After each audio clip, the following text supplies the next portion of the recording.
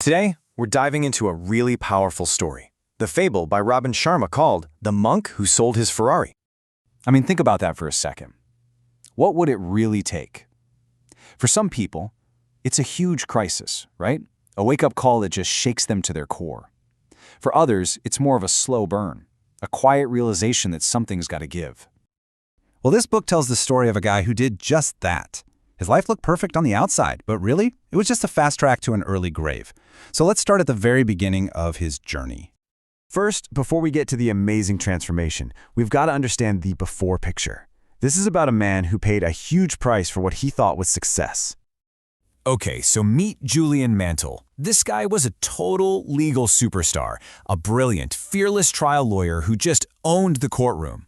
He wasn't just a star at his firm, he was the star, the rainmaker, the guy everyone wanted to be. And of course, he had all the stuff to prove it. We're talking a massive mansion in a celebrity neighborhood, a private jet for weekend getaways, a tropical home, and his pride and joy, this shiny red Ferrari. On the outside, he was the poster child for success.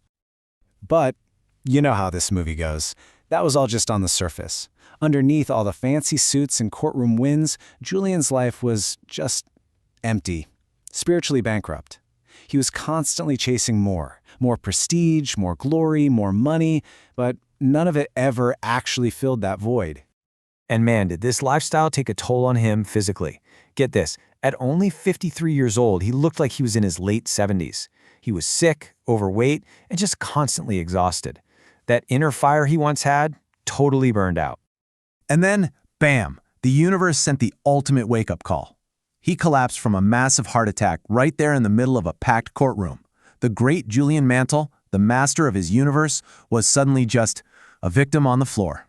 That one moment, that one event changed absolutely everything. It was the push he needed to just walk away from his old life and go on this massive quest to find what was missing. And I mean, he made a radical choice. He sold it all. The mansion, the plane, that tropical home, and yep, even that prized Ferrari.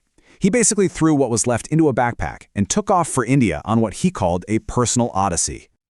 And this wasn't some quick trip. He spent months traveling around India, and for the first time in forever, he actually felt alive. That's where he started hearing these stories, these whispers about a mystical group of sages living way, way up in the Himalayas. People who supposedly held the secrets to a meaningful life. And that became his new obsession. He had to find them. So after this incredibly dangerous trek deep into the mountains, he actually finds them. He finds this hidden village, Savannah. Their leader saw something in Julian, his desperation but also his potential. So he agrees to teach him their ancient secrets, but with one big condition. He had to promise to take all this wisdom and share it with the West. Julian agreed. And then, poof, he just vanished for 3 years. But when he finally came back, the transformation was so incredible, it was almost hard to believe. So picture this. 3 years later, a man walks into his old colleague's office. He's vibrant, he's healthy, he looks amazing, and it takes a minute, but his colleague realizes it's Julian Mantle. But he's totally, completely unrecognizable. The physical transformation was just shocking. The guy who looked like he was pushing 80 now looked like he was in his mid-30s. His face was smooth, his eyes were sparkling. It was like he'd aged in reverse.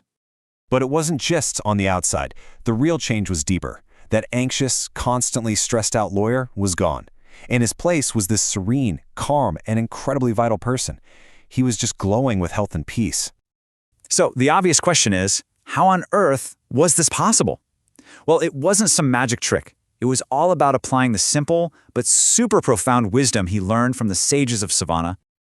Okay, so the very first secret, the foundation of it all, starts with this really simple but powerful metaphor for your mind.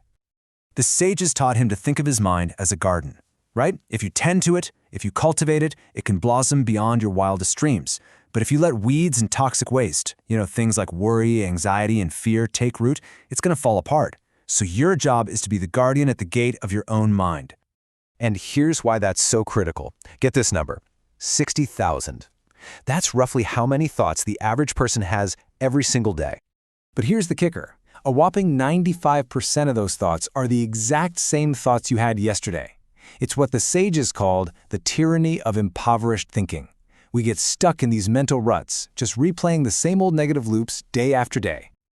So the main lesson here is that you literally cannot afford the luxury of a single negative thought.